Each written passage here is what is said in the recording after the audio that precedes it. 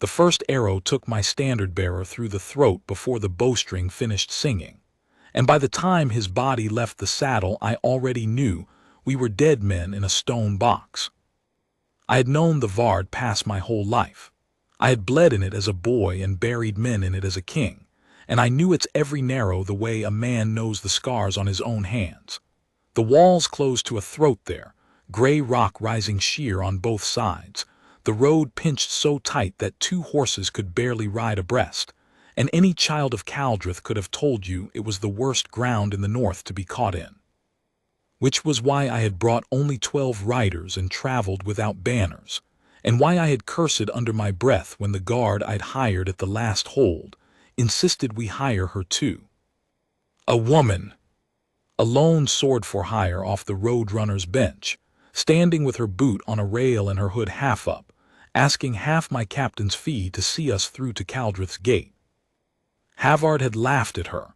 Havard laughed at most things he didn't respect, and he respected almost nothing that wasn't a blade in his own fist. "We are the king's own guard," he'd told her, not knowing yet that I was the king, only that I paid. "We don't want a road woman minding our skirts." She hadn't laughed back. She hadn't scowled either. She'd only looked at him the way you look at whether you already know is coming, and said, in a voice worn smooth as a river stone, "Then you've never lost anyone in the Vard." And she'd named the 3 places in the pass where the walls turn a man blind, and the season the feud packs came down out of the high snow to settle their old debts on the road, and the fact, which not one of my 12 knew, that the Vorn had been seen on the ridgelines a fortnight past. I hired her over Havard's objection, not because I believed a woman could do what she claimed, because she knew the pass better than I did, and I had my son with me. Emrys was 6 that spring. He rode in front of me most of the way, small hands knotted in the mane of my gray, asking why the mountains were named the things they were named, and I answered every question because he was all I had left of his mother, and I could deny him nothing. It was for him I'd left the banners at home. It was for him I swallowed my pride and rode behind a hired road guard I did not trust. And it was watching her ride 3 lengths ahead, loose in the saddle, her head never still, her eyes reading the ridgelines the way I'd read a battlefield, that I first felt the thing I would spend the rest of my life failing to explain. I had not wanted a mate. Understand that first, because nothing after makes sense without it. My wolf had gone quiet in me years before, after Emrys's mother died bringing him into the world, and I had made my peace with the silence. A king does not need a Luna. A king needs an heir, and I had one.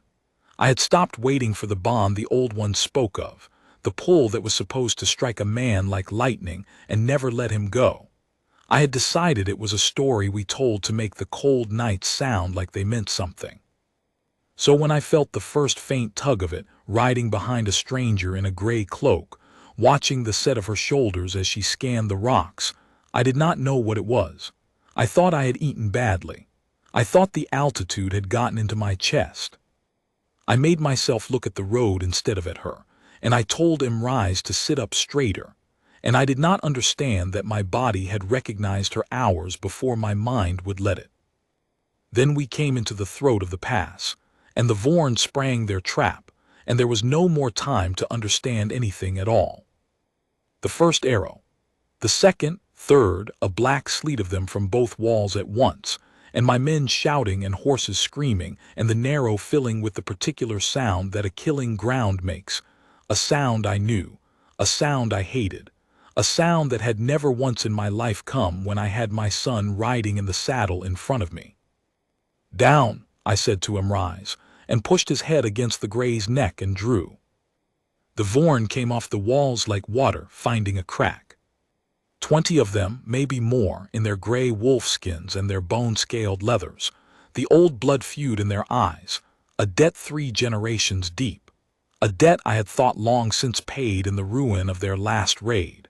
And here it was collecting again in the one place in Caldrith where numbers meant nothing, and only the ground mattered.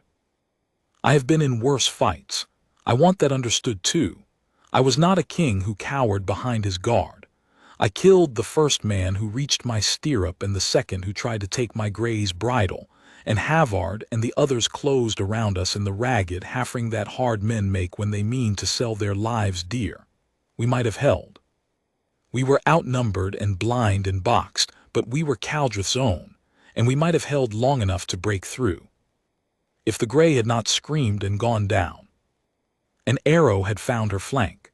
She reared, and I felt Imrai's torn from my hands, and I saw my son, 6 years old, all I had left, fly from the saddle and strike the rock and roll, small and stunned, into the open middle of the road, into the killing ground, with the archers on both walls above him and no man near enough to reach him, and death already turning, the way death does, toward the smallest thing on the field. I have led charges. I have stood a shield wall against a screaming line. I have never in my life known the thing that took me then, the pure white nothing of a father watching his child lie in the open with the arrows coming. I got off the dying gray. I don't remember how. I know I was too far. I know there was a Vorn between me and him already, and another, and the distance was a lifetime, and I was going to watch my son die on the stones of the pass. I had ruled my whole life, and there was nothing I could do to close the ground in time. And then the woman was there. She came out of the smoke and the falling arrows at a dead run, low, her cloak streaming, and she did not slow, and she did not shout, and she did not look for cover. She reached my son one heartbeat before the first arrow meant for him did, and she did the only thing that could be done, the thing no shield wall trains a man to do because it is against everything a fighter learns. She did not deflect it. She did not dodge it. She put her own body in its path. I saw the first arrow take her. High in the shoulder from the left wall, a sound like a fist into wet wood, and it turned her half around and she went to her knees over my son, and she did not fall. She got her arms around him and her back to the archers, and she made herself into a roof of flesh and bone over a 6-year-old boy, and she held there. The second arrow took her in the same shoulder, lower. The third took her in the back near the spine, and I heard the sound she made then, not a scream, a hard grunt driven out of her, the sound of a body absorbing what a body is not meant to absorb, and still she did not move off him. Still she held. Gray cloak spread over my son, her forehead down against his hair, her whole frame shaking with the effort of staying between him and the wall, and her one good hand had come up with a blade in it, and she was watching the near approach with eyes that had not gone soft even a little, ready to kill anything that stepped inside the circle of her own ruin. Whatever had been sleeping in me, all those quiet years came awake in that instant, and it came awake screaming. I do not remember crossing the ground. Havard told me afterward that I went through 4 of the Vorn to reach them, and that he had never, in 20 years at my side, seen me fight like that, and that he had thought for a moment he was watching something that was no longer entirely a man. I believe him. I remember only the last stride, and going down onto my knees beside her, and my hand landing on her spread shoulder, on the arrows, on the wet, on the shaking warmth of her, and I remember what happened to me when I touched her. All my life I have carried a guard up. I did not know it until it came down. A king braces. Every hour of every day, waking and sleeping, some part of me had stood ready for the next blow, the next betrayal, the next grief, the next arrow from the next wall, and I had carried that readiness so long I had forgotten it was a weight at all, the way you forget the weight of your own bones. And when my hand closed over her shoulder and my wolf, silent for 6 years, rose up in me with a sound like a held breath finally let go, that guard came down, all at once. Everything I had braced against for so long simply set itself down, in the middle of a killing ground, with the arrows still falling, over the body of a woman I did not know. Mine, said the thing in me that I had decided was only a story, and then, softer, terribly, hers. There was no time for any of it. I got my shield up over the 3 of us and I roared for Havard, and the ring closed and we killed them. In the end, the Vorn, their old debt, their gray wolfskins, we killed enough of them and broke enough of the rest that the pass emptied of everything but our dead and theirs and the thin high wind. but I was not there for most of it. I was on my knees in the middle of the road with my shield over a wounded stranger and my son, holding the two of them against me, feeling her breath come short and ragged against my arm, saying, over and over, the only words I had left, "Stay, stay, you stay." She got Imrize's face turned up out of her cloak so she could see he was whole. That is the thing I could not stop seeing afterward. 3 arrows in her, her strength going out of her by the second, and the first thing she spent what she had left on was turning my son's face up to the light to be sure he was unhurt. He was. She had not let one thing touch him. Not one. "He's fine," I told her, and my voice broke on it like a boy's. "You kept him. He's fine, look, he's fine." She looked, and whatever she saw there was enough, because the hard readiness finally went out of her eyes, and the blade slid out of her fingers, and she folded down against me with a sigh that had my whole heart in it, and she said the last thing she would say for 3 days. "Good," she said. "That's the job." Then the fever took her, and the pass, and the light, and I carried her down out of the Vard in my own arms with my son walking beside me holding a fistful of her ruined cloak, and I did not once, in all the long descent, let her go. They did not think she would live. The healer at the first hold below the pass was an old moon woman named Seth who had pulled more arrows out of more men than she could count, and she went gray herself when she got the third one free and saw where it had lain. "A hair's breadth," she said. "A hair's breadth from the spine, from the cord, from the thing that would have left her, if she lived at all, a woman who could not stand, let alone fight." And the fever that came after was worse than the wounds.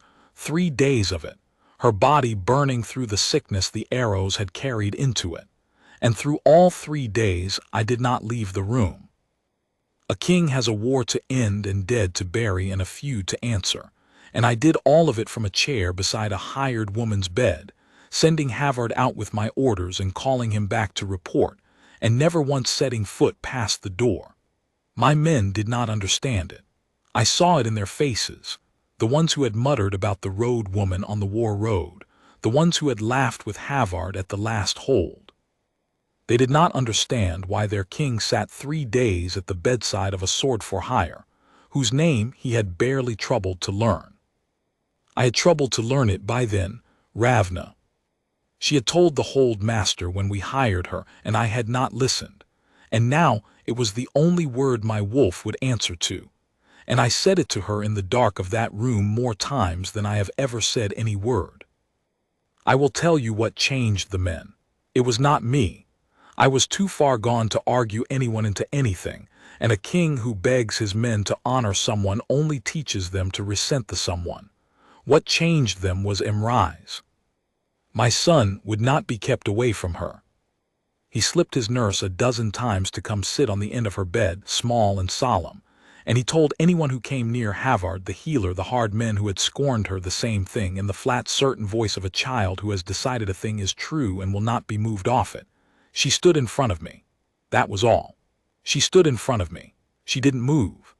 And a 6-year-old saying it over and over with his whole heart in it did what no command of mine could have done. Because they had all seen her do it. They had all seen a woman they decided was worth less than a real fighter plant herself over the king's heir and take 3 arrows rather than give him up, and they had had 3 days to sit with the shame of what they'd thought of her, and a child would not let them look away from it. Havard came to me on the 2nd night. He stood in the door a long time before he spoke, my hard captain, 20 years at my side, and when he finally got the words out they cost him. "I hired against her," he said. "I told her she'd no place on a war road." "I heard you," I said. "I did not soften it. He did not want it softened." "If she'd taken the fee and turned back," he said, "the boy would be dead, and I'd have been the one who—" He stopped. He was not a man who finished sentences like that. She owed him nothing. She owed us nothing. She was hired coin. Hired coin runs, my lord. That's what hired coin does. "She didn't run," I said. "No." He looked at her a long moment, at the arrow wounds bound in Seth's poultices, at the fever sweat on her still face. No, she didn't. And then, quiet, the nearest thing to a prayer I ever heard out of Havard. I'll not laugh at a road guard again while I live. He knelt before he left. He did not have to. She was asleep and would never know it, and I had not asked it. And a war captain kneeling to an unconscious sword for hire is a thing no one would have believed if I'd told it in the great hall at Caldrith. But he went down on one knee at the foot of her bed the way our people kneel to the pack's own, and he stayed down a breath, and then he rose and went out to tend the men. And the men, one by one over those 3 days, did the same. Not because I made them, because they had seen, and a child would not let them forget, and shame in a good man's heart turns, given time, into something better than shame. She woke on the 3rd night. I had fallen half asleep in the chair, worn through, and I came awake to the feeling of being looked at, and her eyes were open in the candlelight and fixed on me. Gray eyes, road gray, the gray of the pass walls, clear now that the fever had broken. She looked at me for a long moment the way she'd looked at Havard back at the hold, like whether she already understood. And then her gaze went past me, searching, and her body tensed against the wounds, and I knew what she was looking for before she said it. "The boy," she said, cracked barely a voice at all. "Sleeping," I told her, "down the hall, whole, not a mark on him." I leaned in so she could see my face, so she could believe it. "You kept him, every part of him, do you hear me? He is alive because of you." Something went out of her then, the same readiness that had left her eyes in the pass, the guard she had carried her whole road-hard life, and she let her head sink back into the pillow, and for the first time since I'd hired her I saw her look, not weak, but simply tired, the deep tiredness of someone who has been standing between other people and the dark for a very long time and has just been told, for once, that she can set it down. "Then it was a good contract," she said, and the corner of her mouth moved, not quite a smile. "Contract?" I could have laughed, I could have wept. "Woman, you took 3 arrows for a boy you'd known half a day." "I take arrows for whoever's paying," she said. "That's the trade." But her hand had come to rest on the blanket between us, open, the fingers loose, and when I laid mine over it, carefully, the way you'd cover something you were afraid to startle, she did not pull away. And I felt it again, the thing from the killing ground, the guard in me coming down and staying down, my 6 years silent wolf lying quiet and content at last, as though it had been walking a long cold road and had only now come in out of the weather. She felt it too. I saw it cross her face, the confusion, then the wariness, then the slow dawning of a thing she had no more wanted than I had. Our people are born knowing what the bond feels like even if we never think to find it. She knew. "What is this?" she said, not quite a question. Her eyes had gone very still on mine. "You know what it is," I said. "I'm a road guard," she said, as if it were an answer, as if it were a wall she could put between us. "I don't have a pack, I don't have a name worth a king learning. I sleep in hold yards and I take coin to bleed for strangers, and I have done it since I was younger than that boy down the hall." Her voice was steady, but her hand had turned under mine, palm to palm now, holding on. "I am not a Luna, my lord. I'm a blade you hired. Whatever this is, you should let it be." "I've spent 6 years letting things be," I said.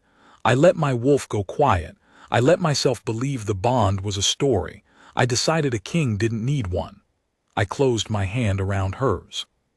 "And then I watched a woman I'd hired for coin make herself a shield over my son and take 3 arrows without moving off him, and I felt the thing I'd sworn was a story wake up in the middle of a killing ground and put its whole weight on her.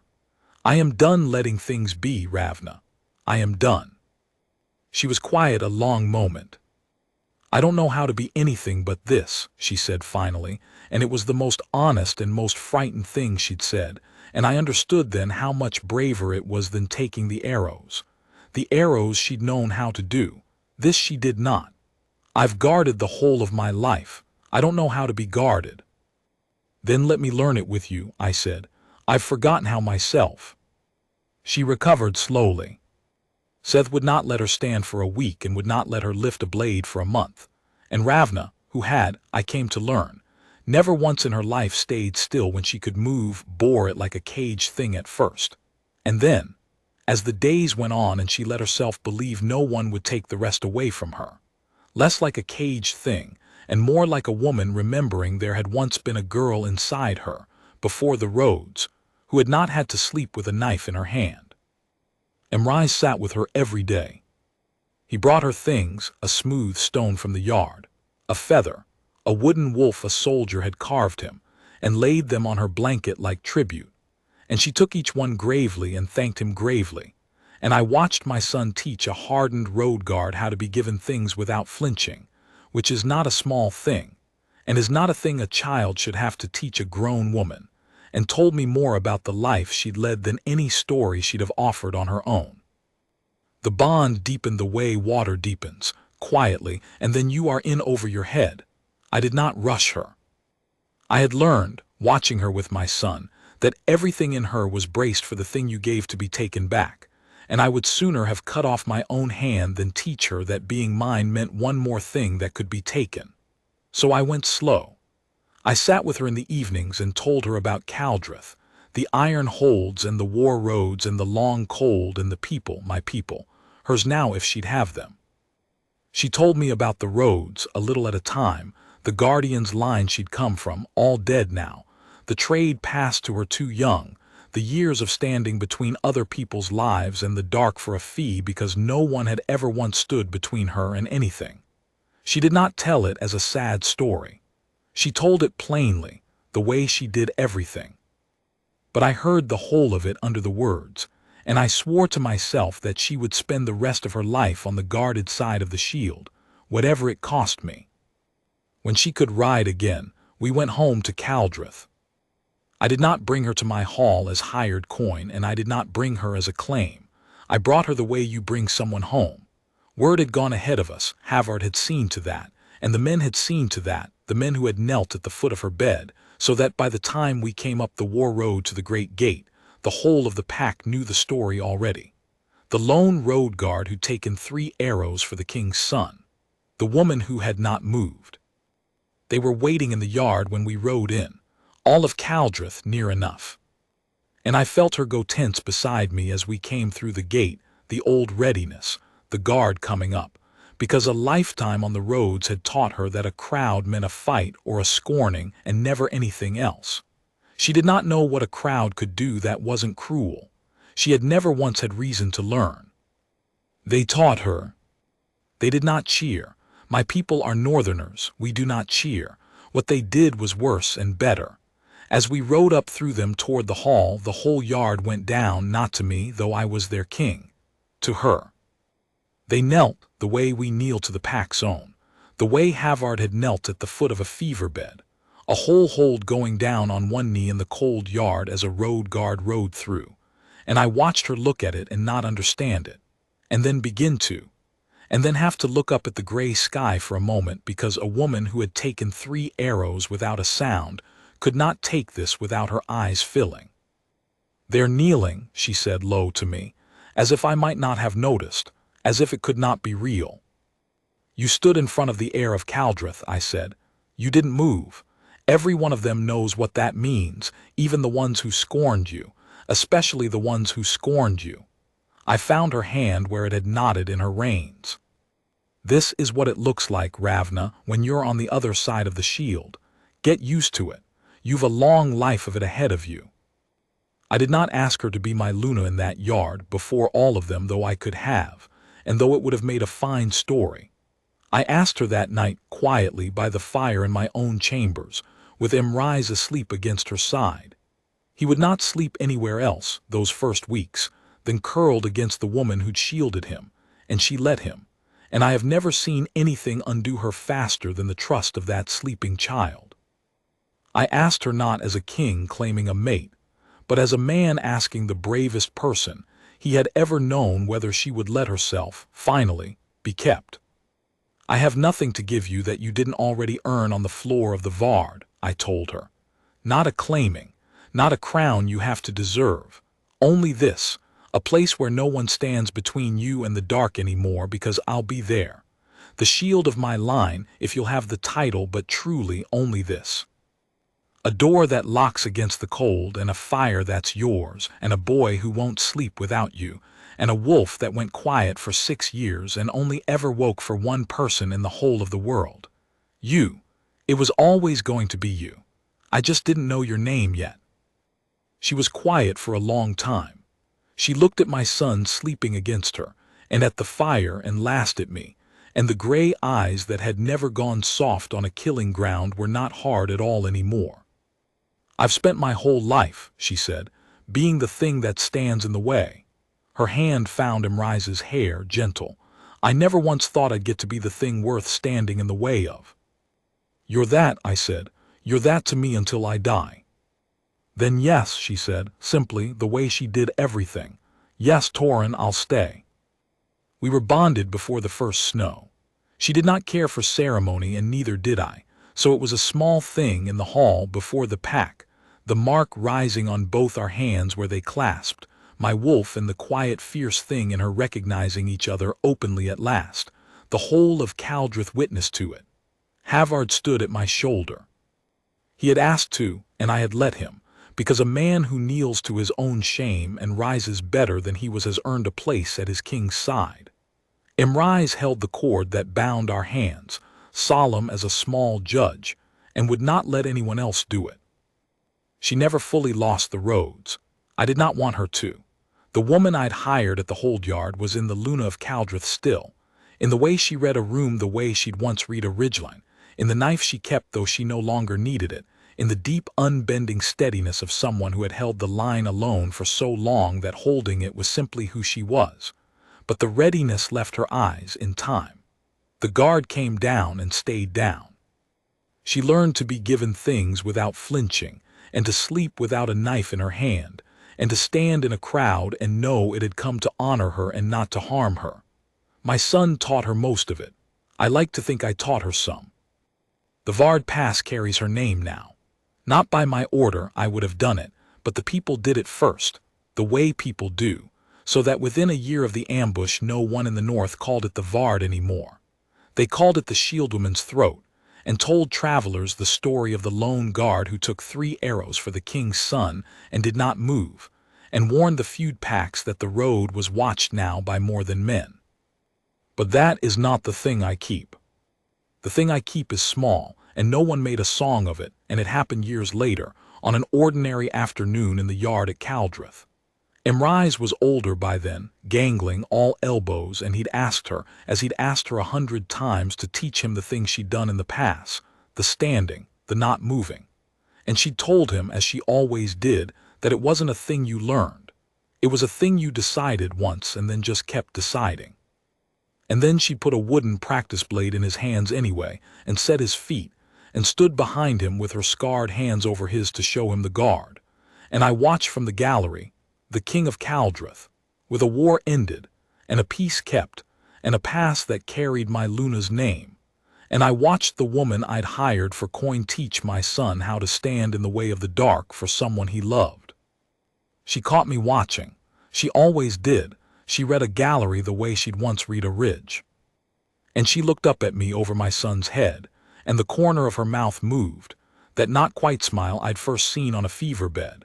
And I understood then what I understand now, telling it, that a king can rule a whole cold kingdom his entire life and brace against every blow it sends, and think that is what strength is, and be wrong.